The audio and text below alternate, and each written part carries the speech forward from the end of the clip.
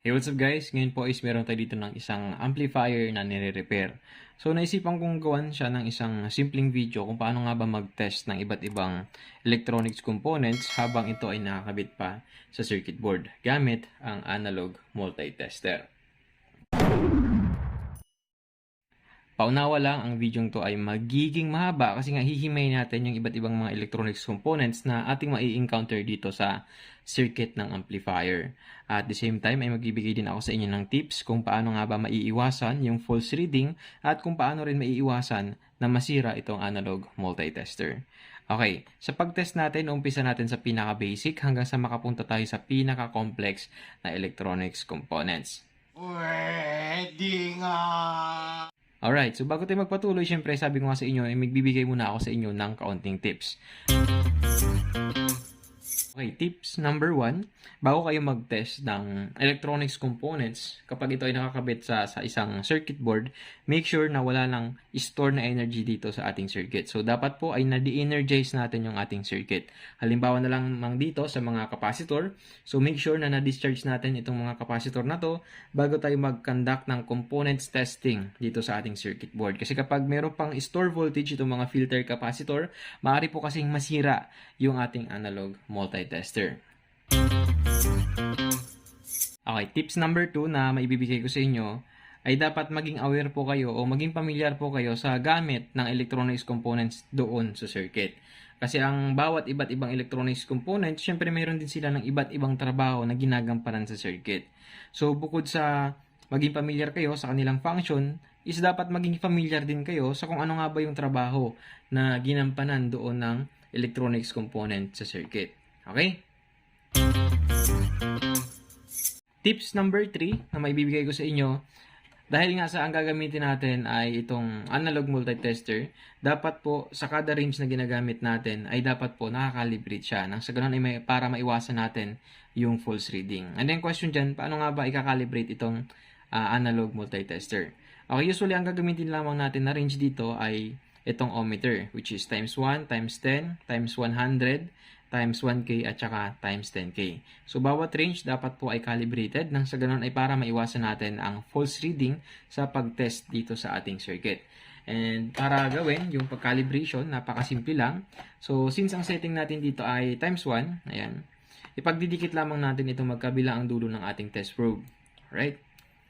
And makikita nyo, pumantay siya sa 0. Ibig sabihin, yung times 1 natin ay calibrated. Ngayon naman, kung ang setting naman natin ay nasa times 10, so lipat natin sa times 10. So same procedure pa rin yung gagawin natin. Ipagdidikit lamang natin yung magkabila ang dulo ng ating test probe. And then, ayun, kung nakikita nyo, medyo hindi siya pumantay sa 0. So para pumantay siya sa 0, pipihitin lamang natin itong 0 ohm adjustment knob. Ayan. So, pantay na siya sa 0. So, ganun din yung gagawin nyo pagdating sa times 100, times 1K, at saka times 10K. So, sabi ko nga sa inyo kanina, umpisa natin sa pinaka-basic. At ang pinaka-basic na electronics components dyan ay ang tinatawag natin na fuse. Okay. So, ito po yung tinatawag natin na fuse. Ayan. So, medyo madilim at meron kasi siya ng glue, kaya hindi natin siya maaninag ng maayos. Ayan, ito po yung fuse at saka ito din yung fuse. Ngayon, ano ba ang ibig sabihin ng fuse? Ang fuse po ay isang electronics components na unang-unang nagsasakripisyo kapag nagkaroon man ng problema dito sa ating circuit. So, yung fuse po yung unang bumibigay. Halimbawa, mayroong overload o mayroong short circuit, ang unang nagsasakripisyo dyan ay fuse. Nang sa ganun ay para maprotektahan niya yung kabuuhan ng ating circuit. Okay. So, sa pag-check ng fuse ay dapat mayroon tayong tinatawag na continuity. So, ano ba ibig sabihin ng continuity? Kapag sinabi natin continuity, dapat yung magkabila ang dulo na terminal ng fuse, ayan, ay dapat mayroong connection. And ang setting na gagamitin natin dyan sa pag-check ng fuse ay ito po, times 1. Lipat natin siya sa times 1. And sabi ko nga sa inyo, dapat ang fuse ay mayroong continuity. Okay. So, calibrate natin. So, di siya pumatay sa 0. Ayun, pumantay siya sa 0. So, sa pag-check ng fuse, sabi nga natin, dapat meron siyang continuity. So, ibig sabihin, kapag sinukat natin yung magkabilaang dulo ng fuse, ay dapat papalo siya sa 0. Or, yung pointer ng ating tester ay pupunta dito sa 0 ohms. Kasi nga continuity. Ibig sabihin, connected yung magkabilaang dulo. Parang ganyan lang yung mangyari. Ayan. Okay? So, ayun. Check natin yung fuse. And, syempre, sabi ko nga sa inyo, bago tayo mag-check ng electronics components dito sa ating circuit, make sure na dapat na-de-energize natin yung ating circuit. Tulad na lamang nitong capacitor na to. So, syempre, ang gagawin natin, bago natin i-check yung fuse, ay dapat ma-de-energize muna natin itong filter capacitor. Okay? So, kuha lamang tayo ng resistor. Ayan. So, meron tayo dito ng 5 watts, 100 ohms na resistor, at ididikit natin to sa terminal ng capacitor, which is itong terminal na to. Ayan. So, alam naman natin, even though yung circuit na to, na-de-energize natin, make it a rule of thumb na dapat anytime na mag-check kayo ng electronics components, make sure na dapat walang store voltage dito sa ating circuit. Okay? So, eto na. Short mo lamang itong resistor dito sa pin ng capacitor. Ayan. And, ayun na. Discharge na siya. Same din dito sa kabilang side. Okay. So, lagi nyong tatandaan yan na i-discharge yung mga electrolytic capacitor. Lalo na kung ang i-test nyo is yung mga high voltage capacitor, which is makikita sa mga primary ng mga SMPS or ng switch mode power supply. Kasi nga high voltage yun. So, kapag meron siyang store voltage, syempre pwede kayong makuryente. At the same time, pwede ring masira itong ating analog multitester. So, as a rule of thumb, palagi nyo pong gagawin yon. So, palagi nyo pong i-discharge ang filter capacitor sa isang circuit, or dapat palaging na-de-energize yung circuit natin. Okay? Ngayon, is proceed na tayo sa pag-check ng fuse. Okay, so ang fuse, ayun, tingnan natin. Kung titingnan nyo yung fuse kasi, ito yung ating rectifier diode. Itong 4 na terminal na to, which is ito yon. Bumaybay siya sa filter capacitor, which is ito. Itong 4 na to, bumaybay siya dyan. And pagkatapos niya dyan, tumawid siya sa fuse. Ito yung fuse. So, dapat, itong endpoint ng terminal na to, ay dapat mayroong continuity, nang sa ganun ay para masabi natin na good pa yung fuse. Alright? So, tabi lang natin yung ating setup. And pansinin nyo tong ating analog multitester. So, sukatan lamang natin to magkabila ang dulong terminal ng fuse. Ayun, kung nakikita nyo, pumalo yung pointer ng ating tester sa 0. Ibig sabihin, buo pa or okay pa yung fuse. Yan. So, same din dito sa taas na to. So, itong upper part, kung titingnan nyo siya, ito kasi yon. Ito yung fuse sa upper part. Kung iikutin mo siya, ito yun. Yan. So, dapat ganun din yung maging reading natin. So, dapat meron din siya ng continuity. So, check natin.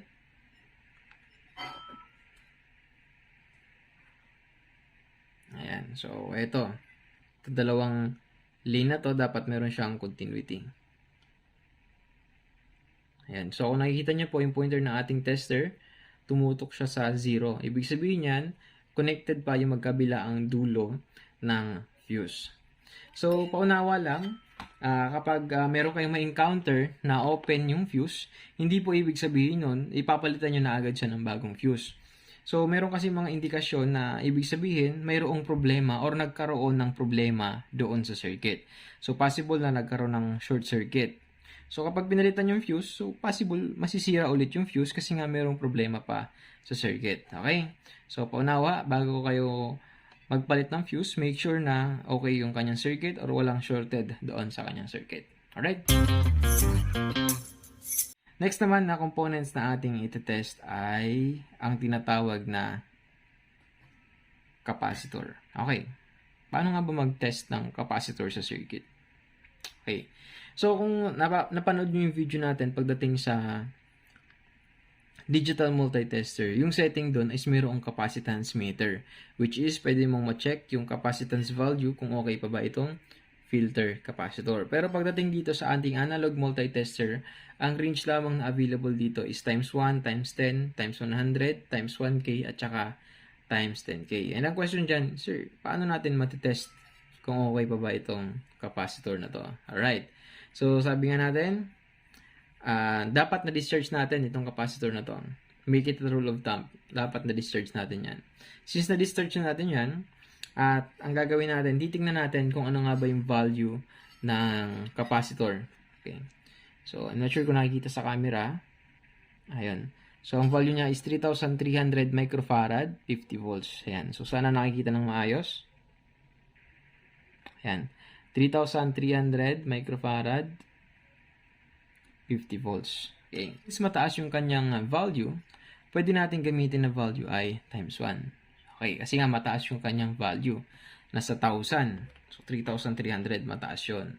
Ngayon, kasi kung ang range na gagamitin mo ay nasa times 10K, tapos yung value ng capacitor na itetest mo ay nasa 3,300, well, magkakaroon ka ng false reading. Bakit? Kasi kung halimbawa, kung ang setting mo is times 10K, maaari mong isipin na shorted yung lane na sinuplayan ng fuse or yung lane na dinaanan ng capacitor. Okay. So, dapat kapag ganong mga value ang ititest nyo, iwasan nyo ang times 10K at saka times 1K. Okay. Kapag yung components ay nakadikit pa sa board. So, if possible, ang range lamang na gagamitin mo ay times 1, times 10, at saka times 100. Lagi nyo pong tatandaan yan. Kapag ang isang electronics components ay nakakabit sa board at hindi siya naka-isolate, iwasan yung gamitin ang range na times 1K at saka times 10K kasi magkakaroon kayo ng false reading. So kapag yung components nakakabit sa board, ang range lamang na applicable na gamitin nyo ay times 100, times 10 at saka times 1. Palagi nyo pong tatandaan yan. Okay. Ngayon, balik tayo dito sa capacitor. Since nasa 3,300 yung value ng capacitor, ang range na gagamitin natin ay times 1. Okay. So sa pag-read ng isang electrolytic capacitor is dapat yung deflection ng ating pointer is papalo siya and then babalik. So that's a good indication na okay pa yung capacitor. Pero kung ang pag-test mo ng isang electrolytic capacitor, which is itong filter capacitor, nag-steady siya sa 0, binaliktad mo yung test probe mo, nag-steady ulit siya sa 0, tapos ang range mo ay times 1, isang indikasyon yun na mayroong shorted doon sa rail ng capacitor. So, mayroong possibility na shorted yung capacitor or shorted yung rail na dinaanan ng capacitor. Palagi nyo pong tatandaan yan. Okay? So, ngayon, since ang itetest natin is itong electrolytic capacitor which is 3,300 microfarad, ang range natin ay times 1. Okay? So, idapa natin nang sa ganun ay para makita nyo ng maayos at kuha tayo ng magandang patungan dito sa ating so ngayon, circuit. Kung titingnan nyo yung traces na dinaanan ng capacitor dito sa ating circuit, yung capacitor po dito ay ginamit sa isang split supply. So bakit siya naging split supply? Okay. Kung titingnan natin, ito yung capacitor 1, capacitor 2, capacitor 3, and then capacitor 4. So itong capacitor 1 tsaka 2, nakaparallel sila. Same din dito. Itong capacitor na to tsaka to, nakaparallel din sila. And then yung supply dito sa ating circuit ay split. So, ito yung kanyang positive rail. Ito yung kanyang positive rail. Ito yung ating magiging ground. And then, ito yung ating magiging negative rail. So, since ang capacitor dito ay nakaparallel at ang value niya ay 3,300 microfarad, ang magiging total capacitance value ng capacitor na to ay daragdag. So, ito ay magiging 6,600 microfarad. Since mataas yung kanyang value, nasa 1,000 microfarad, ang range na gagamitin natin ay times 1. Okay, so calibrate ulit natin. Ayan, tingnan nyo, nakapantay naman siya sa 0. So sa pag-test ng capacitor, sabi ko nga sa inyo kanina, dapat yung deflection niya is hindi siya mag-stay dun sa 0. So dapat pag nag-charge yung capacitor, madi-discharge din yung capacitor. That's why babalik yung pointer ng tester natin sa infinity. Okay, so unahin natin to sa side na to.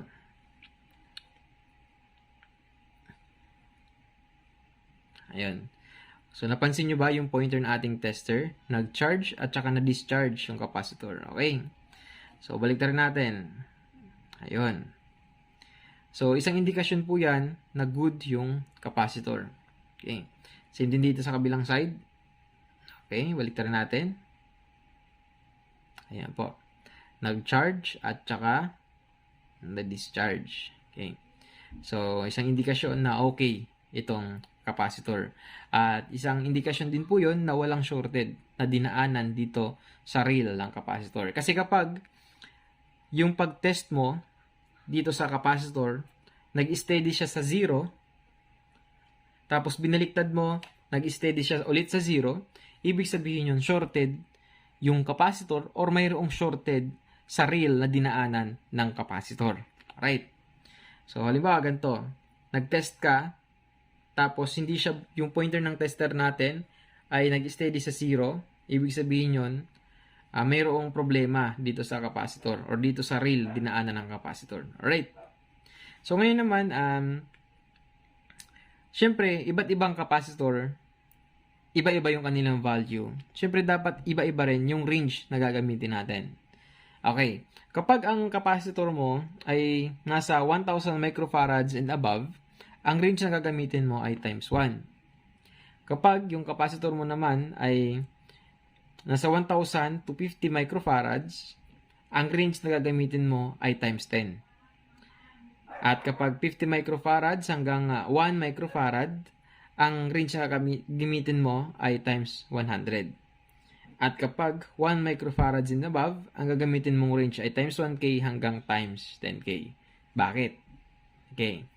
Halimbawa, nag-test ka ng circuit, tapos mali yung setting na ginamit mo dito. So, possible maaari kang magkaroon ng false reading na tinatawag. So, example, ang reading mo or ang setting mo is times 10K.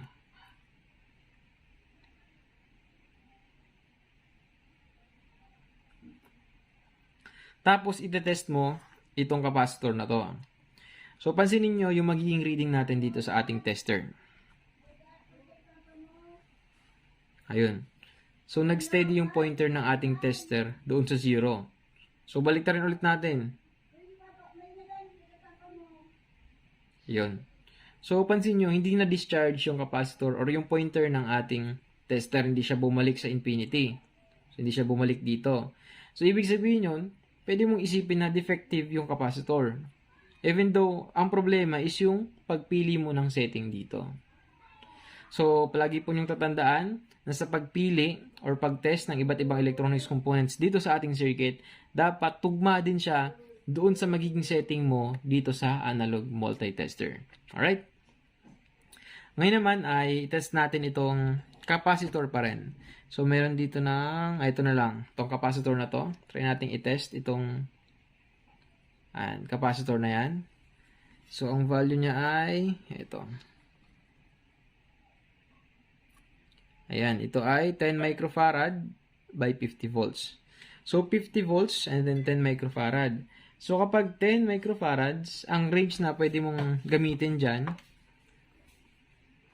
ay times 1K or times 100. Yan, try natin sa times 100. Tapos, test natin to. So, make sure na dapat familiar ka rin sa dinaanan na traces ng capacitor doon sa circuit. Okay? So, dapat hindi naging shorted yung rail ng capacitor doon sa circuit. So, try natin i-test itong capacitor na to. So, dapat ganun din yung magiging reading natin. Okay? Nagkaroon ng deflection. Wala. Ayun, balik natin. Ayun. So, ibig sabihin yan, okay yung capacitor. Kasi nag-charge at saka na-discharge yung capacitor. Okay. So, kapag ganun, ibig sabihin, okay yung rail na dinaanan ng capacitor, walang shorted doon sa rail na dinaanan ng capacitor. Kasi kapag sinukatan mo tong capacitor na to, tapos nag-steady siya sa 0, ibig sabihin yun, nag-steady siya doon, ibig sabihin shorted yung rail na dinaanan ng capacitor or shorted yung capacitor.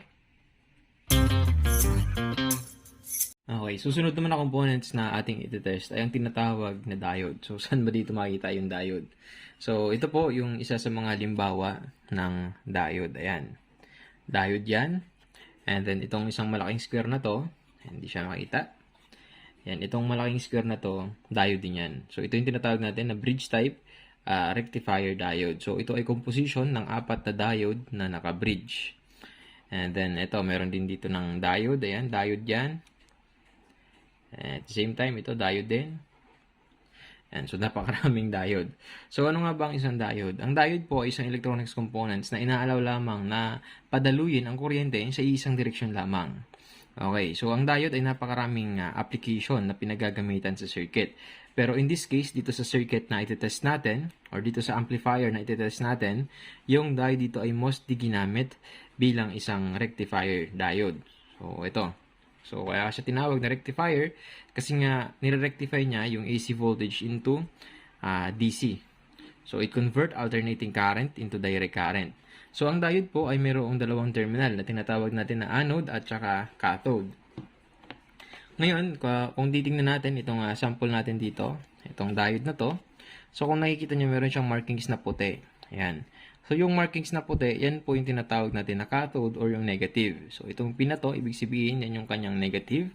While itong side na to, yung tinatawag natin na anode or yung kanyang positive.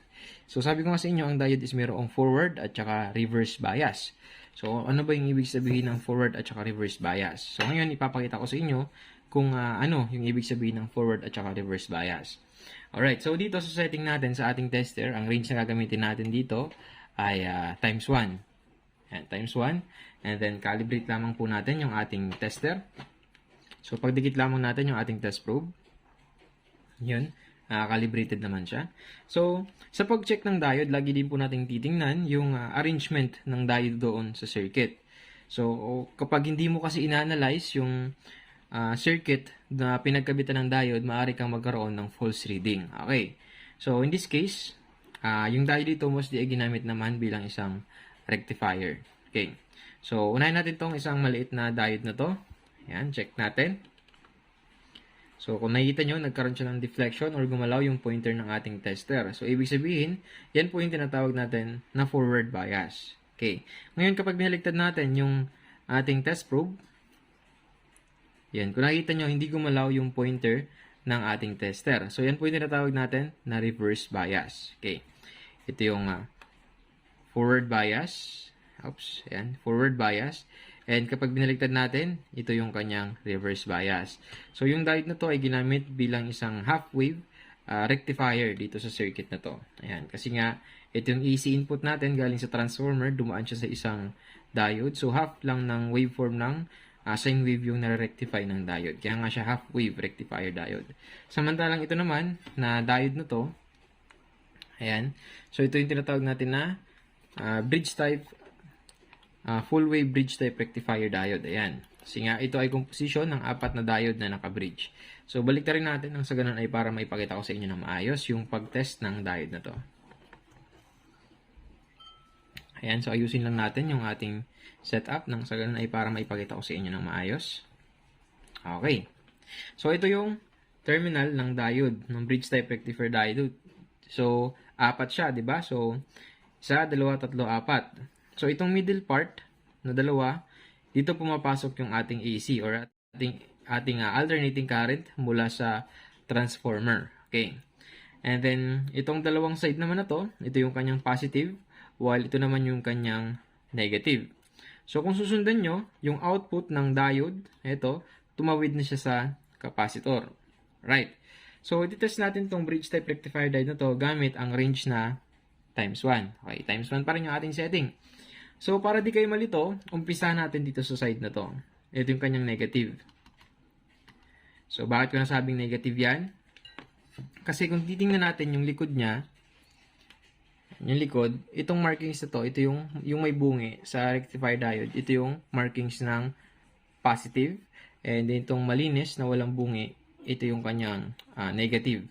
So, kapag binaliktad mo, ayun. So, dito tatapat yung kanyang negative. While dito naman sa dulong to, ito yung kanyang positive. So, test natin. Ayan. So, di naman kayo malilito. Madali naman mag-test ng bridge type rectifier diode. So, umpisa natin dito sa side na to. Papunta tayo doon. Okay. Unahin natin sa first terminal hanggang second terminal. Okay. Ito yung kanyang reverse bias. And then, kapag tinest natin, ito yung kanyang forward bias. Okay. First terminal hanggang third terminal, test natin. So, dapat same din. So, ito yung reverse bias. Ito naman yung kanyang forward bias. Okay. Ito naman sa first hanggang sa fourth terminal, try natin. Okay. Ito yung reverse bias at saka ito naman yung kanyang forward bias. So kung napansin nyo kanina, nung nag-reverse bias tayo, ayun, nagkaroon siya ng konting deflection. Ayan, gumalaw yung pointer ng ating tester kapag nag-conduct tayo ng reverse bias. Ulitin natin. Okay, so forward bias, and then kapag nag-reverse bias tayo, ayun. So, kung napapansin nyo, gumalaw yung pointer ng ating tester. Actually, normal lang yun. Okay lang yun kasi nga yung bridge type rectifier diode ay nakakabit dito sa circuit at ang kasunod na sinuplehan or kasunod na dinaanan ng bridge type rectifier diode ay itong capacitor. So kapag test tayo ng diode, asahan nyo na ma-charge and madi-discharge din yung capacitor na dinaanan nitong bridge type rectifier diode. Alright? So ngayon naman, kapag nag-test kayo ng bridge type rectifier diode dito sa kanyang AC input, ayan, itong dalawang nasa middle part na dalawa. So wala tayong masukat. So kahit na balik ta rin mo, wala tayong masukat. Okay. Yun. So, wala. So, balik ta rin mo, wala kayong masusukat dyan. Okay. So, ngayon naman, kapag nag-test kayo ng bridge type rectifier diode dito sa kanyang output, which is yung positive at saka negative, ayun, wala, tsaka meron, di ba? So, kung kayo ay magsukat ng bridge type rectifier diode dito sa kanyang output, which is yung positive at negative, tapos pagsukat nyo, yung pointer ng tester tumutok dun sa 0, dun kapag binaliktad mo yung connection mo ng test probe, tapos tumutok ulit yung pointer ng tester mo sa 0, so isang indikasyon yun na mayroong problema doon sa circuit. It's either shorted yung rail na dinaanan ng diode, o kaya shorted yung bridge type rectifier diode. Ngayon, paano ka makakasiguro na hindi defective yung rectifier diode kapag siya ay nasa circuit? So, ang pinaka-basic tips ko dyan sa inyo is pwede nyong ihang yung isang terminal dito ng rectifier diode nang sa ganun ay para ma-isolate yung connection ng rectifier diode doon sa circuit. So, palagi nyo pong tatandaan yan. Okay? Ngayon, kapag na-isolate mo yung rectifier diode na pag-test mo is hindi na siya, or pag-test mo ng rectifier diode na naka-isolate na siya sa circuit, tapos meron na siyang forward at saka reverse bias, so isang indikasyon yun na okay yung diode. Pero kapag nag-test ka dito sa circuit habang nakahang yung diode na meron pa rin shorted, so isang indikasyon yun na meron talagang shorted sa rail na dinaanan ng bridge type rectifier diode. So sana po ay naiintindihan nyo yung ating simpleng discussion. Alright? So ngayon naman ay meron tayo dito ng isang diode ulit. Ito. So, ayan. So, same pa rin yung ating procedure at ang value nito ay 4148. Ayan. So, ito isang simpleng signal diode. Okay? So, same pa rin sa pag-check nyan. Dapat meron siyang forward at saka reverse bias. Okay? So, ang setting natin ay times 1 pa rin. So, check natin. Okay? Forward bias. And then, kapag binaliktad natin, reverse bias. So, kung nakita nyo, hindi gumalaw yung pointer ng ating tester. So, ibig sabihin yan, good pa tong diode na to. Ngayon naman po ay isi-share ko sa inyo kung paano mag-check ng isang potentiometer gamit ang analog multitester habang ito ay nakakabit pa sa kanyang circuit board. So, ito po yung ating analog multitester at ang setting natin na gagamitin ay times 100. Siyempre, calibrate muna natin yung ating tester. At para gawin yon, ipagdidikit lamang natin yung magkabila ang dulo ng ating test probe. Anyway, yung test probe pala na gagamitin ko dito ay yung tinatawag na hook test lead. Kasi nga, i-hook natin yung itong test lead na to sa isang pin ng potentiometer. So, calibrate na lang natin itong ating multitester. At para gawin yon, ipagdidikit lamang natin yung magkabila ang dulo ng ating test probe. Okay, ayun. So, calibrated naman siya. Ayan, tignan nyo. Nakatutok naman siya sa 0. So, adjust natin ng konti. Ayan. So, calibrated naman siya. Anyway, ang potentiometer na ating itetest ay ito po. So, kung titingnan nyo yung kanyang circuit, yung traces ng potentiometer ay connected dito sa lower part niya. So, hindi tayo mag-check dyan. At ang isi-check natin is itong nasa upper part. So, yung isang hook test lead natin ay ilalagay natin sa middle pin ng potentiometer. Ayan. So, hook natin siya dito. Ayan. And then, yung isang test probe natin is ikakabit natin dito sa left side ng potentiometer. And then, obserba natin yung kanyang magiging reading doon sa ating analog multitester habang pinipihit po natin itong knob ng potentiometer. Alright? So, ngayon is obserbahan natin yung magiging reading niya dito sa ating analog multitester. So, ayusin lang natin yung kanyang ayan, para hindi siya sagabal. Ngayon naman ay ilalagay ko to sa left side ng ating potentiometer. Ayan, so kung napapansin nyo po, nagkaroon tayo ng reading. Ngayon, dapat habang unti-unti kong pinipihit itong knob, ay dapat smooth lang yung transition ng ating pointer. Okay, obserba natin. Oops. Ayan, pipihitin ko po siya. Ayan. So, makikita nyo, habang unti-unti nating pinipihit yung kanyang knob,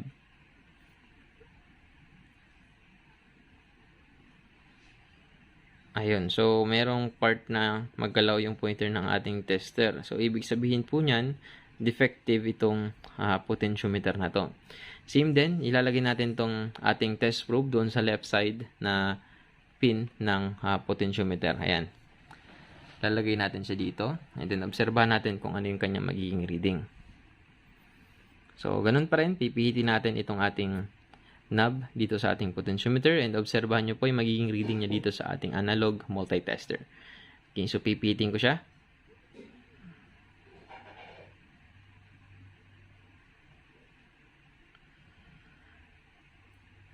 Yun. Oops.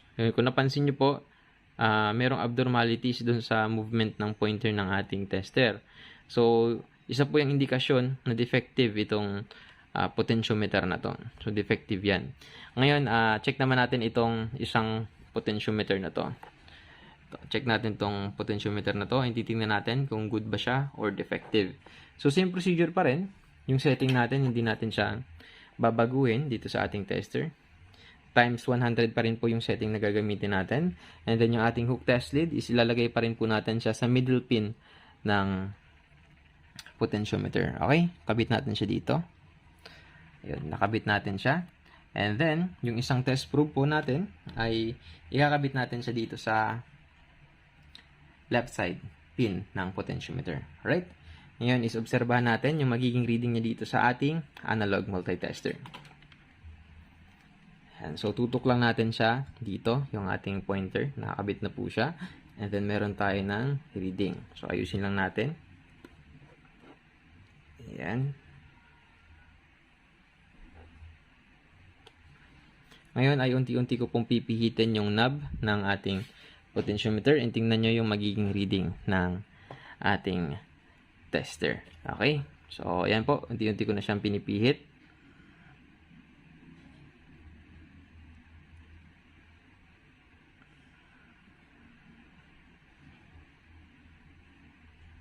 Ayan. Kung nakikita nyo po, smooth lang yung transition ng potentiometer. Hindi siya magalaw and walang abnormalities sa kanyang movement. So, smooth lang yung kanyang transition habang pinipihit natin yan. So, ibig sabihin, isa po itong good indication na good pa itong potentiometer na to. So, same din yung ating procedure na gagawin dun sa right side ng potentiometer. Ayan. So, ilalagay din natin itong ating test probe dito sa right side pin ng potentiometer. And then, obserbahan din natin yung kanyang magiging reading pagdating dito sa ating analog multitester. Alright, so pipihitin ko po siya. Ayan, so dahan-dahan lang.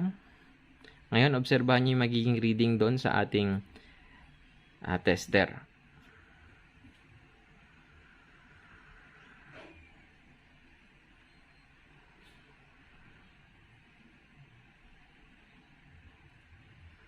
Ayun, okay po. Kung nakikita nyo, smooth lang din yung movement ng pointer ng ating tester. So, kapag ganyan yung magiging reading nyo, isang indikasyon po yan na good pa yung potentiometer na to. And then, ito naman na tinest natin kanina is considered as defective. Kasi yung transition ng ating pointer ay hindi smooth. Magalaw siya. So, bumabalik siya sa kanyang position. And then, mag-move na naman. So, hindi smooth yung transition pagdating dito. So, ibig sabihin, defective itong potentiometer na to. So, papalitan natin to. Ngayon naman ay itetest naman natin itong push button switch. So, ano ba ang isang push button switch? Ang push button switch po ay isang uri ng electrical or electronics components na mayroong kakayahang i-interrupt yung flow ng isang signal or current. So, pwedeng padaluyin niya o pwede naman na pigilan niya yung pagdaloy ng signal or ng current sa isang circuit. So, sa pag-switch ng push button switch, ang range na gagamitin pa rin natin ay times 1. Ayan po. So, check natin kung calibrated pa ba yung ating tester. Ayan, so calibrated pa naman siya. Ngayon, sa pag-check ng push button switch, napaka-basic lang naman ito. So, ilalagay mo lamang po yung magkabilaang dulo ng inyong test probe dito sa side ng push button switch. Dito sa side na to. Okay? Kasi ito pong side na to pupunta doon, connected po yan. Yung isang rail doon, connected. Same din dito, connected doon. Pero pag dito sa side na yan, papaba, yan po yung test point ng isang push button switch. Okay? So, ngayon, setup lang natin. So, didikit lamang natin yung magkabila ang dulo ng ating test probe. So, wag po kayong mag-alala kasi nga kahit magkabaliktaran yung connection ng ating test probe, okay lang po yun. So, ngayon naman, kapag pinipindot natin yung push button switch, so dapat magkakaroon tayo ng reading dito. So, dapat yung pointer ng ating tester ay didiretso dito sa 0. Okay. So, ngayon is nakakabit na natin yung ating test probe dito sa ating push button switch at pipindutin ko po yung ating push button switch and then masdan nyo yung magiging reading natin sa ating tester. Ayun, so kung nakikita nyo, gumagana po or working po yung switch. Ayun, dahil kapag pinipindot natin, nagkakaroon tayo ng continuity dito sa ating multi-tester. Ayan, so isang indikasyon po yun na okay pa itong push button switch. Ngayon naman ay pag-usapan natin ang tinatawag na relay. Ayan, ito po yung tinatawag natin na relay, itong dalawang to. So, napakaraming klase ng relay na ginagamit sa electronics at maging sa electrical industry. Mayroon tayong tinatawag na electromechanical relay, which is ito yon. And then, meron din tayong tinatawag na solid state relay. Meron din ng reed relay. And then, meron din ng thermal relay. So, napakaraming klase ng relay. Siyempre, iba't ibang klase ng relay, iba-iba rin yung klase kung paano sila i-test or yung iba-iba rin yung pamamaraan kung paano natin sila i-test. So, itong relay na nandito sa atin, ito yung tinatawag natin na electromechanical relay. So, makikita natin sa kanyang body na nakaprint yung specification ng relay. So, ito ay 12 volts relay and then ito yung current na kaya niyang i-handle which is 5 ampere. So, ito po ay tinatawag natin na electromechanical relay. Kasi nga sa loob niya, kung titingnan mo yung kanyang internal structure, ito ay composed of coil of wire na nakapulupot sa iisang core. And then kapag na-energize yung coil sa loob ng relay, ito ay magsiserve bilang isang electromagnet. Kaya niya na-attract yung contact sa loob ng relay. So, syempre, pagdating sa electromechanical relay, iba-iba rin yung kanyang switching operation or yung contact sa loob ng relay. Yung andito sa atin na relay, makikita nyo, focus tayo dito sa isang relay. Ayan. Dalawa yung switching niya dito.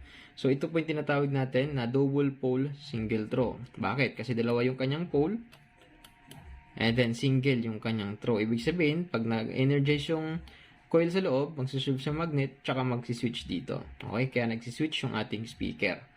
Alright. So, ngayon, ang coil of relay is mayroong resistance. Okay. Siyempre, yung resistance ng coil ng wire or coil dun sa loob ng relay, iba-iba rin. Depende sa kung ilang voltage yung kanyang specification. Mayroong 12 volts, mayroon din ng 24 volts relay, mayroon din ng 5 volts relay. So, iba-iba yon. So, siyempre, iba-iba yung kanyang rating. Siyempre, iba-iba rin yung kanyang magiging resistance. And sa pag-check ng relay, ang range na pwede natin gamitin dyan is either times 1. Ayan po. So, it's either times 1 yung pwede natin gamitin o kaya naman ay times 10. Ayan. So, yan yung dalawang yan. So, try natin dito sa times 1. So, dapat meron siyang resistance and then ang resistance ng relay na yan is usually nandito lang din naman yung kanyang magiging resistance. So, dito sa range na yan. Okay? So, syempre bago tayo mag-check or mag-proceed sa pag-test ng relay, calibrate ulit natin yung ating tester. Ayun, patay naman siya sa 0. So, check natin yung magiging resistance ng coil ng relay. Ayan. So, kata natin. So, ang tanong dyan, sir, saan natin malalaman kung saan ba dito yung coil ng relay? So, napakasimple lang yan. Bakit? Kasi yung coil of wire, kung susundan mo, ito yun. Okay, itong dalawang to. Bakit? Kasi nga, dumiretso siya sa transistor, itong areang to. Yan, so itong areang to. Ibig sabihin, yung transistor, siya yung taga-control ng switching ng relay. Alright. So, syempre, yung coil of wire is andito. So, susukatan natin yung resistance ng coil of wire na yan. So, para ma-identify na good yung relay, syempre dapat meron siyang resistance doon sa kanyang coil. Kasi kapag wala na siya ng resistance doon sa kanyang coil, syempre isang indikasyon yon na maaaring putol yung windings doon sa coil ng relay. So, check natin yung resistance ng coil ng relay. So, ang range natin ay, times 1. Ayusin lang natin yung ating tester. Yan, the range natin is times 1. And iti-check natin itong resistance ng coil ng relay, which is ito. Ayan, focus natin. Ayan, which is ayan. So, ayan, kung nakikita nyo yung pointer ng ating tester, ito ay nasa around, ayan, 500 ohms. And nakatutok siya sa 500. So, around 500 ohms yung resistance ng coil ng relay. So, dapat same lang din dun sa kabila. Ayun, same lang. Right? So, ngayon naman, pagdating sa switching ng relay, meron kasi tayong tinatawag na normally open at saka normally close. So, ano may ibig sabihin yon? So, ibig sabihin, kapag naka-normally open, yung relay mo, hanggat hindi pa siya nadi-energize, ibig sabihin, yung contact ng relay, hindi pa siya nag-switch.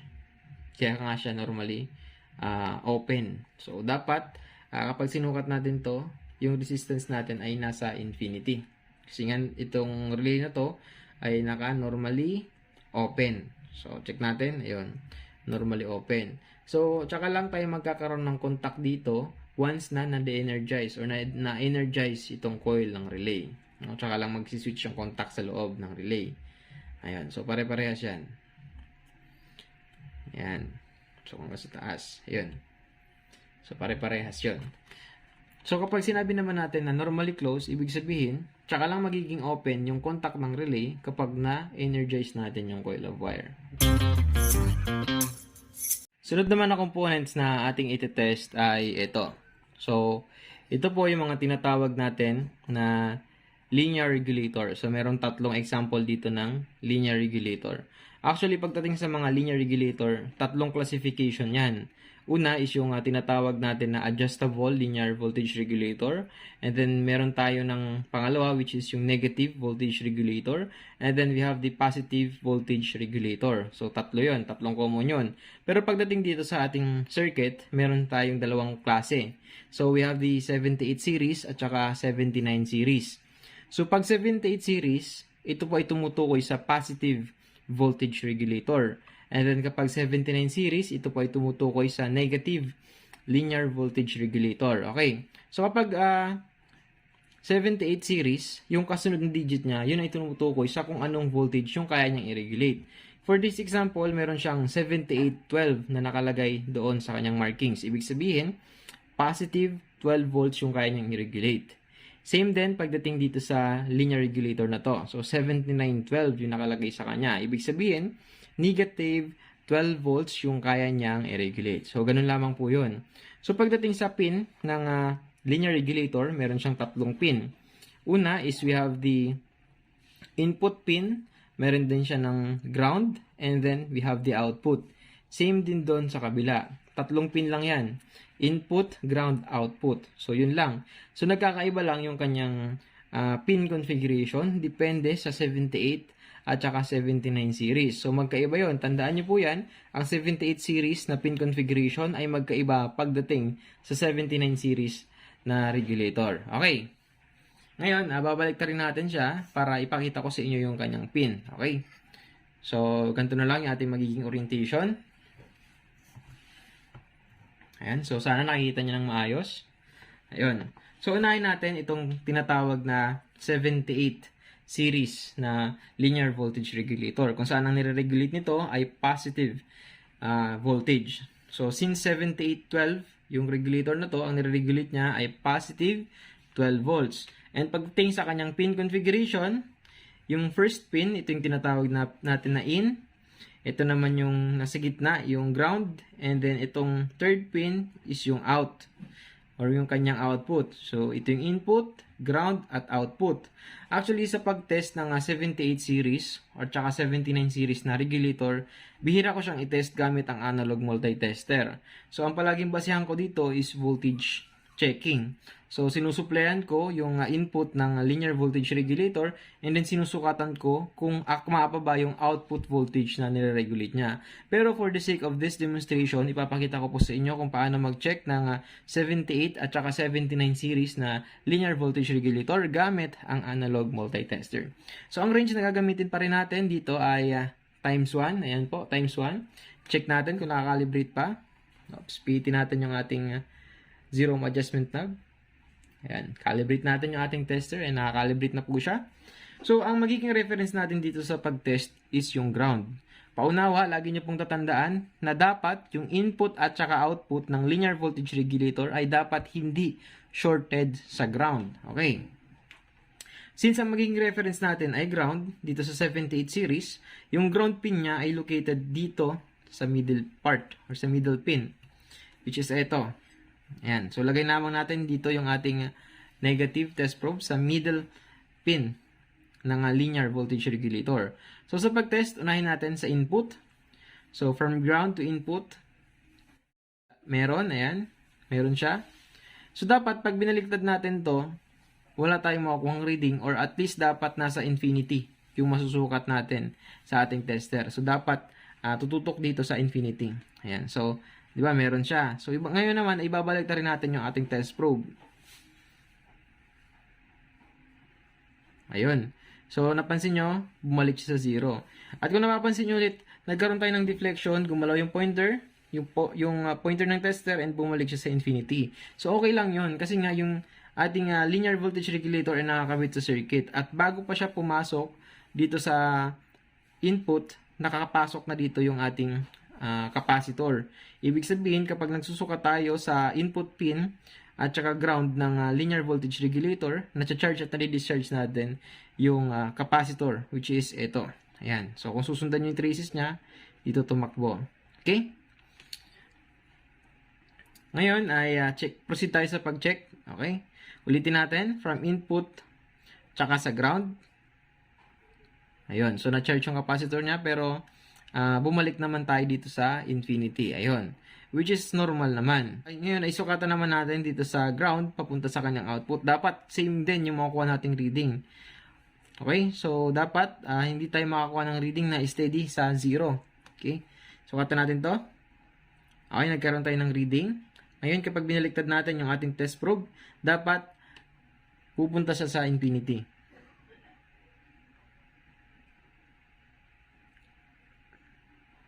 Ayun. So, isang indikasyon yan na okay pa itong linear voltage regulator. Okay. So, masasabi niyong defective or may problema dito sa linear voltage regulator kapag nag-test kayo, tapos yung pointer nyo is pumunta sa 0, binaliktad nyo ulit yung inyong test probe, pumunta ulit sa 0 yung inyong reading. So, isang indikasyon yun na mayroong shorted dito sa ating, papunta sa ating linear voltage regulator. It's either shorted yung linear voltage regulator or mayroong shorted dito sa rail na dinaanan ng linear voltage regulator. Okay? Pagdating sa 79 series na voltage regulator, magkaiba po yung kanyang pin configuration pagdating dito sa 78 series. So, ito yung 78 series, magkaiba yung orientation ng kanyang pin pagdating sa 79 series. Okay? So, pagdating dito sa 79 series, yung ground natin ay itong nasa first pin. Ito yung ground natin, yung nasa una. And then, yung nasa middle pin naman, itong nasa middle pin, ito yung ating input. And then, yung third pin, ito yung ating output. Okay. So, sa pag-test ng 79 series, dapat same procedure pa rin tayo. And dapat same din, halos same din yung makukuha nating reading kumpara dito sa 78 series. Okay. So, ang magiging reference ulit natin ay ground, which is itong first pin. So, kabit lamang natin yung ating test probe dito sa ating first pin. And then, unahin natin dito sa input, which is located dito sa middle pin. So, dapat same din. Ayan, so wala tayong nakuha ang reading. Baliktarin natin. Ayan, meron. And kapag binaliktad natin, Ayun, nag-charge yung capacitor and then na-discharge, which is normal lang din yon. Ngayon, pagdating naman dito sa output, which is located dito sa third pin, ang magiging reference pa rin natin is ground. Okay. So, kabit natin to dito, yung ating isang test probe sa ground pin, and then yung ating isang test probe is kakabit natin sa output, which is located dito sa third pin. Okay, nag-charge yung capacitor, need na discharge. Then, kapag binaliktad natin, meron. And then, kapag binaliktad natin, ayun, wala. Okay? So, isang indikasyon po yan na okay din itong 79 series na regulator. Alright, so, in some instances, kapag magsusukat kayo, tapos meron kayong reading from ground to input, tapos yung makuha nyong reading is pumunta siya sa 0, and then binaliktad nyo ulit yung inyong test probe, pumunta ulit sa 0, isang indikasyon nyo na mayroong problema sa circuit. It's either may problema sa supply na pumapasok sa 79 series o may problema yung regulator na 79 series. So, para ma-isolate mo siya, siyempre ang pinaka-best way dyan is ihang mo yung input pin. Nang sa ganun ay para magkaroon ka ng mas accurate na testing. Okay, ngayon naman ang next na components na ating iti-test ay ito. Itong nakikita nyo yung square na to. Ayan, so ito po. So, ito ay isang integrated circuit or IC. Lagi po nating tatandaan na napakaraming iba't ibang klase ng IC or integrated circuit. Para magkaroon kayo ng guide, mas mainam na i-search nyo po yung kanyang datasheets. Yung datasheets, doon po natin makikita lahat ng detailed specification pagdating sa isang integrated circuit o maging sa iba pa mang uri ng electronics components. So, in this case, susubukan nating i-test itong icing to at ang value niya ay ayan, HF2399. So, I'm not sure kung nakikita siya sa camera. So, HF2399GP. So, ito po ay ang echo processor pagdating dito sa ating amplifier. And syempre, para magkaroon tayo ng guide is isi-search natin yung datasheets ng IC na to. Nang sa ganun ay para masundan nyo rin kung paano tayo mag-test ng IC or ng isang integrated circuit. At ayon sa kanyang datasheets, kung titingnan natin yung kanyang datasheets, yung kanyang pin configuration, yung pin 1 ay ating VCC at yung pin 3 naman at saka pin 4 ay ground. So, ang tanong dyan, sir, paano natin malalaman dyan kung alin ba dyan yung pin 1 at saka pin 3 at pin 4? So, sa pagbabasa po ng isang integrated circuit or IC, ang una mong titingnan dyan is yung kanyang notch. Ito, yung mayroong parang bungi. Yan, sa gilid. Ayan. So, ang counting niyan, dito po tayo mag-uumpisa. Ibig sabihin, kung ito nakaharap dito, so ang counting niyan, paikot papunta doon. Okay, so ito yung magiging pin 1, 2, 3, 4, 5, 6, 7, 8, 9, 10, 11, 12, 13, 14, 15, 16. So, paikot siya. So, ayon sa kanyang datasheets, yung pin 1 daw ay VCC. So, ibig sabihin, ito yung ating positive supply. Or dito pumapasok yung ating positive supply. And pagdating naman sa ating ground, ito ay pin 3 at pin 4. So, bilangin natin. 1, 2, 3, 4. Ibig sabihin, itong 3 at saka 4, ito po yung kanyang ground. Ayan. Ngayon, sa pag-determine kung okay pa ba ang isang integrated circuit, syempre, dapat po hindi shorted yung kanyang supply rail sa ground. Okay, dapat hindi po siya shorted. At para gawin yun, ang gagamitin po nating range dito sa ating analog multitester ay times 1. Ayan. So, times 1. So, check natin. Calibrate ulit natin yung ating tester. And tingnan natin. Ayun. So, pantay pa naman sa 0. Ayan. Calibrated na po yung ating tester. So, sabi ko nga sa inyo kanina, dapat po hindi shorted yung ating supply rail dito sa IC. Nang sa ganun ay para ma-determine kung okay pa ba itong IC na to. Kasi syempre, kung shorted sa rail or shorted yung supply pin ng IC to, syempre, hindi gagana yung IC yun. Okay. So, dapat pag sinukat natin yung pin 1 at saka pin 3 and 4, dapat hindi po siya shorted. So, try natin sukatin. So, adjust natin yung ating setup nang sa ganun ay para makita nyo po.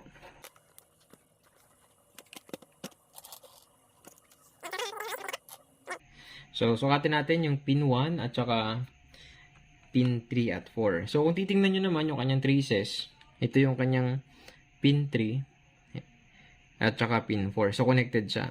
So, yun po yung kanyang ground. So, dapat hindi po siya shorted sa ground. Okay. So, syempre, meron siyang resistance, pero hindi siya dapat pumatak dito sa 0. Okay. Kapag, syempre, pag pumatak sa 0, ibig sabihin po shorted yon.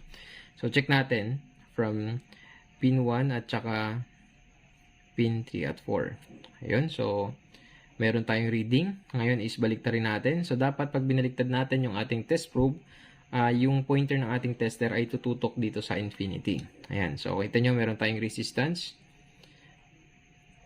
Ayan, baliktarin natin. So, dapat nasa infinity. Ayun. So, meron tayong resistance na around 1 kilo ohms. Ayun, nasa around 1 kilo ohms. So, kapag ganyan, pwede pa natin ma-identify na good pa naman itong icing to. So, wag lang siya tumutok sa 0. Kasi kapag tumutok sa 0, isang indikasyon yun na shorted. No?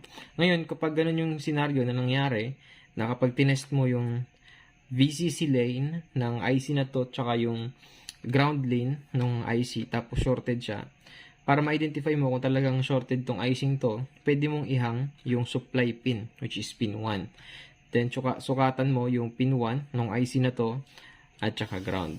Okay? Kapag nakahang na yung kanyang supply pin, tapos sinukatan mo yung ground niya papunta sa supply pin, meron pa rin ng shorted. Ibig sabihin yun, may problema yung IC. So, shorted yung IC. And so, paunawa lang, hindi sa lahat ng oras ay kailangan mong pagbasehan yung supply pin ng IC.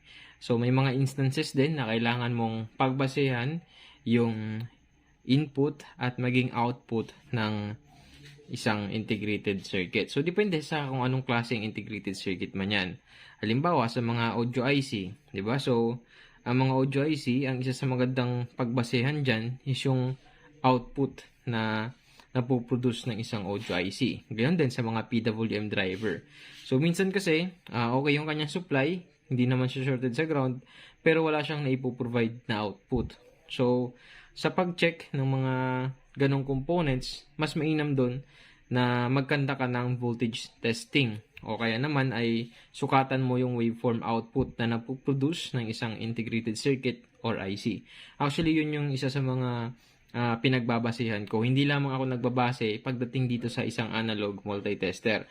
Pero for the sake of this video demonstration, so yun din yung ipapakita ko sa inyo. So syempre, pag ang gamit mo is analog multitester, so kailangan mong i-check yung kanyang supply pin kung ito ba ay shorted sa ground. At i-check mo rin yung kanyang output at maging yung kanyang input. Ang next na components naman na ating itetest ay ang tinatawag natin na transistor. So kung nakikita nyo itong mga to na nakadikit sa heatsink, yan, ang tawag po dyan ay transistor. Maging mga to, transistor din to, at saka itong mga maliliit na to, transistor. So napakaraming klase ng transistor na ginagamit sa electronics industry. Meron tayong mga bipolar junction transistor, which is itong nakikita nyo dito. So mga bipolar junction transistor po yan. So, meron din tayo ng mga transistor na tinatawag natin na FET. At ang mga example nito ay ang tinatawag natin na MOSFET or yung Metal Oxide Semiconductor Field Effect Transistor. Meron din ang transistor na tinatawag natin na IGBT or yung Insulated Gate Bipolar Transistor, which is combination ng MOSFET at saka ng Bipolar Junction Transistor. Meron din ng mga unijunction transistor, so napakarami. So tandaan natin na iba't ibang klaseng transistor, iba't iba rin yung pamamaraan kung paano nga ba natin sila tinetest. Okay. So ngayon, pagdating dito sa transistor na to, ito po yung tinatawag natin na BJT or Bipolar Junction Transistor. At lagi nyo pong tatandaan na pagdating sa Bipolar Junction Transistor or sa mga BJT, ito po ay mayroong dalawang classification. Ito yung tinatawag natin na NPN at saka PNP. Lagi po nating tatandaan na ang NPN at PNP ay tumutukoy sa kanilang polarity. Pagdating sa bipolar junction transistor, ito po ay mayroong tatlong pin. Ito yung tinatawag natin na base. Ayan. Yung first pin, ito tinatawag natin na base. Itong nasa gitna ay collector at ito naman na nasa third pin ay tinatawag natin na emitter. Lagi din po nating tatandaan na ang mga transistor ay ginagamit sa iba't ibang application. Pero sila ay commonly used sa mga amplification at sa mga switching application. Anyway, babalik rin natin yung ating circuit board na iti-test nang sa ganun ay para ma-demonstrate ko sila sa inyo ng maayos. Okay, so ayusin lang natin yung ating setup. Ayan. And then para hindi tayo malito, since nakabaliktad yung ating circuit board, yung base natin ay dito mapupunta. Ito yung ating magiging base at ito yung ating magiging collector at ito naman yung ating magiging emitter. Ayan. So, nilagyan ko na siya ng label lang sa ganun ay para hindi kayo malito. So, ito yung ating base, ito yung collector at ito yung ating emitter. Okay. So, ngayon pa lang sasabihin ko na sa inyo na mahirap mag-test ng isang transistor lalo na kung ito ay nakakabit sa circuit. Bakit? Kasi nga, yung circuit ay composed ng iba't ibang electronics components. So, yung mga electronics components dito sa ating circuit ay mayroong interaction. So, kapag yung transistor ay iti-test mo dito sa circuit, maaari tayong magkaroon ng false reading. Kasi nga, dahil sa internal resistance ng components interaction dito sa ating circuit. So, as a piece of advice, mas mainam na i-isolate mo yung transistor doon sa circuit nang sa ganun ay para magkaroon tayo ng accurate reading. At nang sa ganun ay para maiwasan din natin yung tinatawag natin na false reading. So, i-demonstrate ko po sa inyo kung ano po yung pagkakaiba kapag yung transistor ay nakakabit pa sa circuit at kapag yung transistor naman ay naka-isolate dito sa ating circuit. Okay. So, sa pag-test ng ating transistor, since nakakabit siya dito sa circuit, ang range na gagamitin natin dito ay times 1. Ayan, times 1. Ayan po, times 1. And pwede namang times 10. Pero sa demonstration natin, ang gagamitin natin ay times 1. So, calibrate ulit natin yung ating tester. Ayan, so calibrated naman yung ating tester dahil nakatutok naman yung pointer ng ating tester sa 0. Okay. So, sa pag-test ng bipolar junction transistor, since sinabi ko sa inyo, meron siyang dalawang klase. Meron tayong NPN at meron tayong PNP. So, kung titingnan natin yung transistor na ginamit dito sa ating amplifier. Ayan, so I'm not sure kung nakikita siya ng maayos. Ayan. So, yung value niya ay C5198. So, lahat po yan. Pare-para silang C5198. Since C5198 ang ginamit, ito po ay isang NPN. So, paano ko naman nasabi na yung transistor na to ay isang NPN? Lagi po nating tatandaan na kapag ang mga BGT transistor ay nag-uumpisa sa letter A at B, ibig sabihin po nun yung transistor ay PNP. At kapag yung transistor naman ay nag-uumpisa sa letter C at letter D, ibig sabihin yung transistor po ay isang NPN. Alright. So, kung nakikita nyo, yan, pare-parehas yung kanilang value. So, dahil sa yung transistor dito ay nasa quasi-complementary output stage configuration. Ayan. So, I'm not sure kung tama yung pagkaka-pronounce ko. Quasi ba? Or quasi-complementary output stage. So, yung mga transistor dito. Anyway, since para din tayo malayo sa ating usapan, iti-test natin itong transistor na to kapag ito ay nakakabit sa circuit. And then, ipapakita ko po rin po sa inyo kung ano yung pinagkaiba niya kapag yung transistor ay hindi nakakabit doon sa circuit or naka-isolate yung pin ng transistor doon sa circuit. So, unahin natin sa pag-test ng transistor kapag ito ay nakakabit pa dito sa circuit. Okay. So, ayusin lang natin yung ating setup nang sa ganun ay para maipakita ko po sila sa inyo ng maayos. Ayan, so adjust lang natin. Ayan, so malinaw na. Ngayon, lagi nyo pong tatandaan sa pag-test ng isang bipolar junction transistor, from base to collector at base to emitter, meron po siya ng forward at saka reverse bias ng parang isang diode. Okay, so check natin kapag nakakabit sa circuit kung ano yung magiging reading natin. Unahin natin from base to collector. Okay, so nagkaroon tayo ng reading. So, yan yung forward bias. And then, kapag binaligtad natin, dapat hindi tayo magkakaroon ng reading.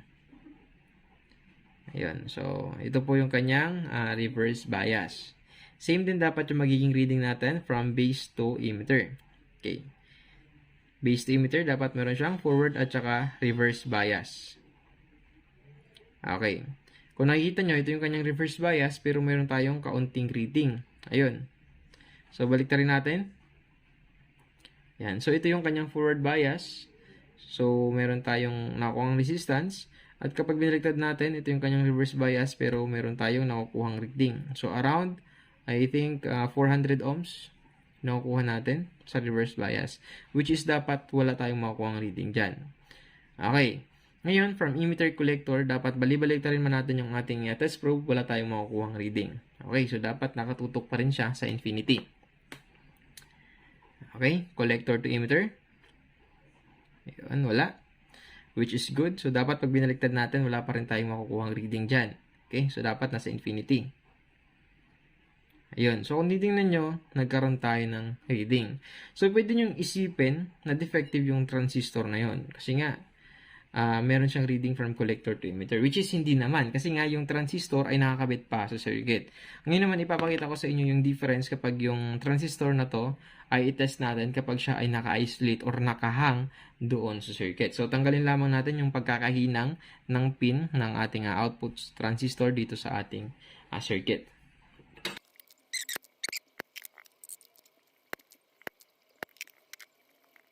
Okay, so ngayon naman is mag-proceed tayo sa pag-check ng transistor na to and then obserbahan nyo yung magiging reading natin. So kung nakikita nyo na in-isolate natin yung ating transistor doon sa ating circuit. Unahin natin from base to collector and then base to emitter. Dapat meron siyang forward at saka reverse bias. So check natin. Base to collector, ito yung kanyang reverse bias. And then kapag binaliktad natin, ito yung kanyang forward bias. So, same din dapat from base to emitter. Dapat meron siyang forward at saka reverse bias. Okay. Ito yung reverse bias. At ito naman yung kanyang forward bias. Okay. Pagdating sa collector to emitter, dapat balibaliktarin man natin yung ating test probe ay dapat yung pointer ng ating tester ay mananatili sa infinity. Okay. Wala tayong reading. Baliktad natin. Wala tayong reading. So, kung nakikita nyo, kapag naka-isolate yung transistor doon sa circuit, mas maganda yung ating result. Kasi nga, pwede nating ma-determine na good pa talaga yung transistor. Kasi kapag yung transistor na to ay nakakabit pa sa circuit, pwede mong isipin na defective yung transistor. Kasi nga, meron siyang reading from collector to emitter. Which is, ang nagkukos ng reading sa collector to emitter is yung internal resistance ng mga components dito sa ating circuit. Alright, so siyempre, ganun din pagdating dito sa mga maliliit na BJT transistor. Ito, mga maliliit na yan. Mas mainam na i-isolate mo sa circuit nang sa ganun ay para magkaroon ka ng accurate result kapag kayo ay magte-test. Okay, ngayon naman ay i-share ko sa inyo kung paano magbasa ng value ng isang resistor kapag ito ay nakakabit pa sa isang circuit board. Pwede nga. Pero syempre, meron tayong mga reminders and consideration na kailangang isipin sa pagbabasa ng isang resistor, lalo na kapag ito ay nakakabit pa sa circuit board. Kasi nga yung circuit natin ay composed of different components, asahan nyo na meron tayong internal resistance na maaring makaapekto sa actual reading natin pagdating dito sa mga resistor. So, sa mga magtatanong, saan ba natin makikita dyan yung resistor? Okay, so kung makikita nyo, itong mga color code na to, or yung components na mayroong mga color code, ito yung tinatawag natin na resistor. So, ang mga resistor, karamihan sa kanila ay naka-color code. Even though may mga resistor naman na hindi naka-color code, na tulad nito. Ayan. So, resistor din to, and naka-print na sa kanilang body yung kanilang value. Pero karamihan sa mga resistor ay naka-color code, tulad nito. At syempre, bago ka magbasa ng isang resistor sa isang circuit, ay dapat marunong kang magbasa ng color code ng isang resistor. So, as a piece of advice, syempre, bago ka magbasa ng isang resistor, ay dapat alam mo kung paano magbasa ng color code ng isang resistor. Okay. Second advice na maibibigay ko sa inyo is dapat alam mo or na-analyze mo yung internal connection ng resistor doon sa circuit. Kasi nga, sabi ko sa inyo kanina, yung resistor ay mayroong specific resistance. Depende sa kung anong value yung nakaprint sa kanya. So, since dahil sa nakakabit siya sa circuit, may maaaring maapektuhan yung ating actual reading dito sa ating circuit. So, sir, ano ba yung ibig sabihin ng resistor? Or para saan nga ba ang isang resistor? Alam nyo kasi ang isang resistor ay isang electronics components na mayroong kakayahang pigilan ang pagdaloy ng kuryente. So, in short, it resists the flow of electric current dito sa ating circuit. Ang mga resistor ay napakaraming application na ginagampanan sa circuit. So, ito ay maaaring maging isang current limiting resistor, pwede rin siyang maging voltage divider, pwede siyang maging feedback resistor, pwede siyang maging pull down resistor, pwede siyang maging pull up resistor. So napakarami, di ba?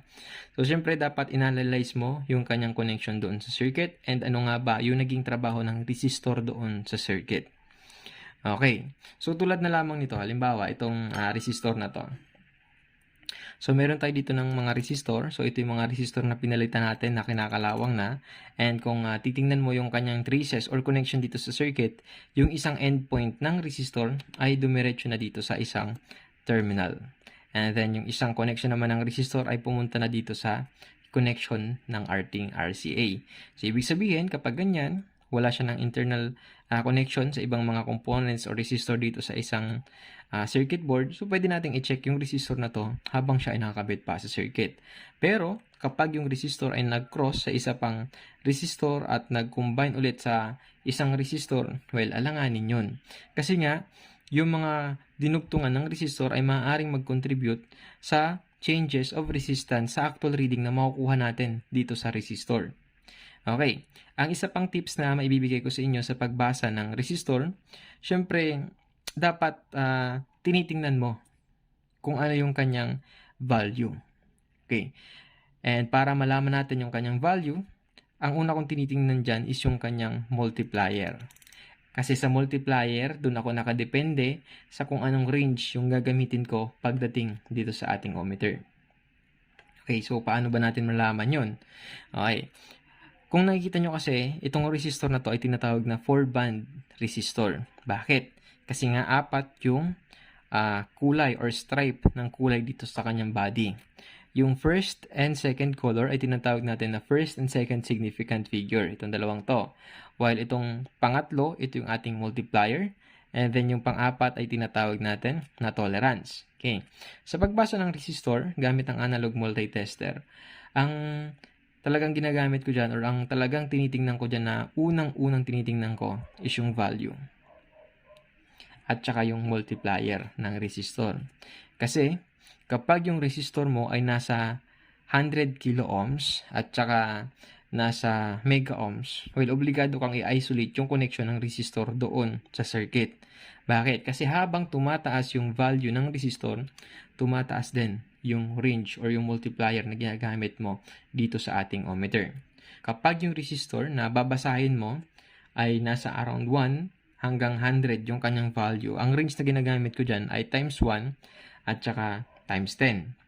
At kapag yung resistor naman ay nasa around thousands yung kanyang value, ang range na ginagamit ko dyan ay times 100 at saka times 1K. At kapag yung resistor naman ay nasa around mega ohms, ayan, so ito na yung ginagamit ko, times 10K. At kung magsusukat ka ng resistor na nasa mega ohms or 100 kilo ohms, tapos ito yung range mo, times 1K or times 10K, well, pwede kang magkaroon ng false reading. So, pwede mong paghinalaan yung isang resistor na defective, which is hindi naman, kasi nga nakakabit pa siya sa circuit. Ngayon, para magkaroon ka ng accurate result, obligado kang tanggalin yung connection or isolate yung connection ng resistor doon sa circuit. Okay, ngayon naman ay mag-test tayo ng resistor. So, hanap tayo dito ng sample resistor na pwede nating i-test. So, try natin tong resistor na to. So, sabi ko nga sa inyo, bago natin i-test yung resistor, i-analyze natin kung ano yung kanyang magiging connection doon sa circuit. At the same time, kung maaapektuhan ba yung kanyang actual resistance or yung actual value na nakaprint sa kanyang body.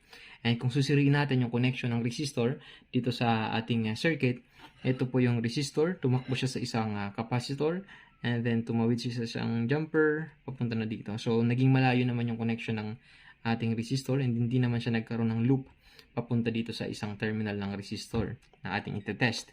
Since ang value nito ay 10 ohms, ayan, so brown, black. So, ang range na pwede natin gamitin dyan ay times 1 o kaya naman ay times 10. Okay, so unahin natin sa times 1. So, tandaan natin itong mga may mga range dito sa ating ohmmeter. Yan po yung ating magiging multiplier. Okay, so since ang range natin ay times 1, i-calibrate muna natin yung ating tester. Ayan, so pantay natin siya sa 0. Ayun, pantay naman siya sa 0. And since ang resistance natin dito ay 10 ohms and ang multiplier natin ay 1, So, dapat ang magiging reading natin ay 10. Ayan, 10. Itong 10 dito sa ating tester. Ayan. So, I'm not sure kung nakikita ba na maayos. Ayan. So, dapat dyan yung ating magiging reading. Kasi nga, 1 times 10 is equal to 10. Kaya 10 ohms.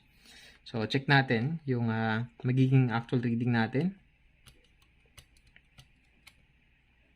Yun. So, kung nakikita nyo yung naging reading natin dito sa ating tester, ito po ay nasa 10. Ayun, malapit na sa 10. So, okay lang yan kung hindi siya medyo nag-eksakto sa 10 kasi nga itong resistor na ating tinetest is mayroong tolerance na 5%. So, okay lang po yun. Ngayon naman ay mag-check tayo ng resistor na ito. Sukatan naman natin itong resistor na to. Which is ang, yan, close up natin. Ayan, so sukatan natin itong resistor na to at ang value niya ay 10K or 10 kilo ohms. So, syempre bago natin sukatan itong resistor na to, i-analyze natin yung naging connection niya sa circuit. So, check natin yung traces. So, yung resistor na to, ayan, tumawid siya dito papunta sa transistor na 9014. Okay? And then yung isa naman na connection niya ay tumawid dito sa isang jumper, paikot na doon. So, medyo malayo na yung kanya naging connection. So, syempre, since 10 kilo ohms yung kanyang value, ang range na pwede natin gamitin dyan ay itong times 1K. Ayan. Try natin dito sa times 1K na range. So, lipat lamang natin yung ating selector knob dito sa times 1K and then calibrate natin yung ating tester. So, calibrate natin, pantay natin sa 0. Ayun. And then, check natin tong 10K. Since ang range natin or ang multiplier natin is 1K, so ang expected reading mo dyan ay nasa 10 dito. Kasi nga, 1K times 10 is equal to 10K. Okay.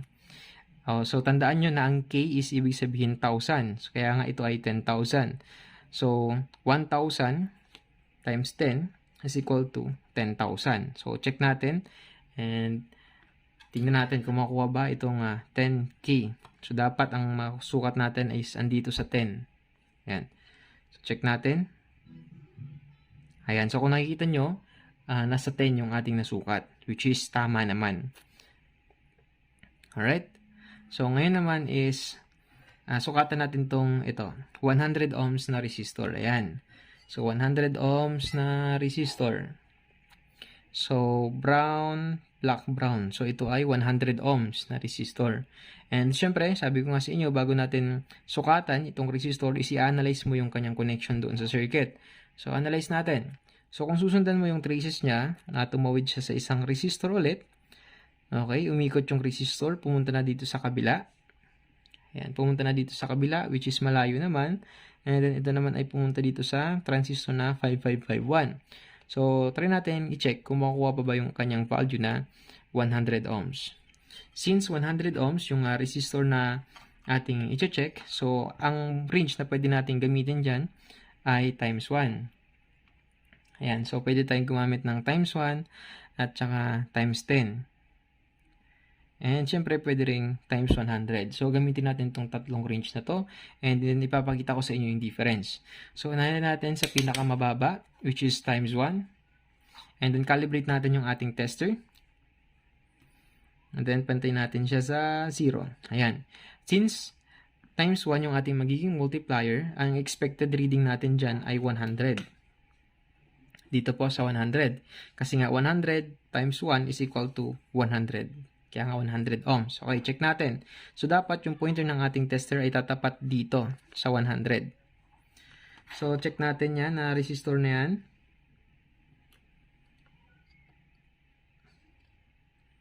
Ayun. So, kung nakita nyo, malapit siya sa 100, which is okay lang din naman. Hindi siya nag-eksakto sa 100. Kasi nga yung resistor ay mayroong tolerance na 5%. So, okay lang din yan.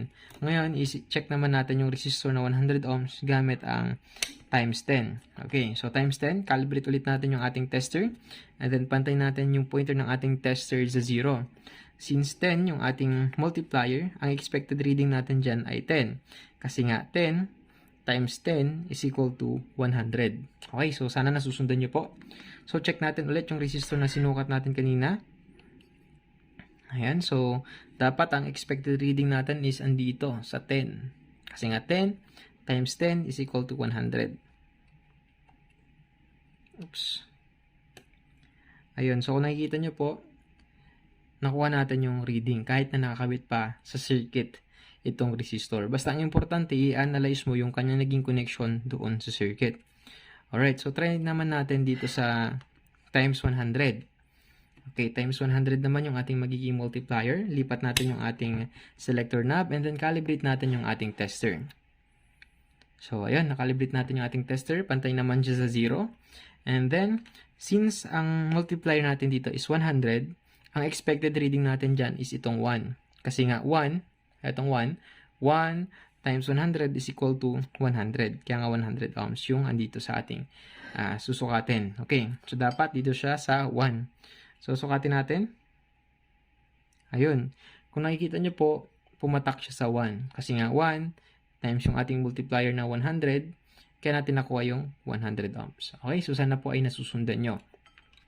So, in some cases, hindi yan applicable. Siyempre, kapag yung resistor na i-check mo is nagkaroon ng loop sa kanyang isang terminal na i-check mo, siyempre kailangan mong mag-isolate. Okay? So, sana po ay meron kayong natutunan dito sa ating simpleng napakahabang video. So, dito ko natatapusin yung ating video kasi nga aabutin na to ng mahigit 1 oras. So, sana po ay pagtyagaan nyo ang panoorin itong ating video na to and sana ay meron kayong natutunan sa ating napakasimpleng video. Pwede po kayo mag-iwan ng comment or suggestion dyan sa ating comment section below. Huwag nyo rin pong kakalimutang i-hit ang like and subscribe. Pahit na rin po ako ng notification bell nang sa ganun ay maging updated po kayo sa ating mga future upload. Muli, ako po si Andrew Electronics na nagsasabing, stay humble and be creative. Maraming salamat.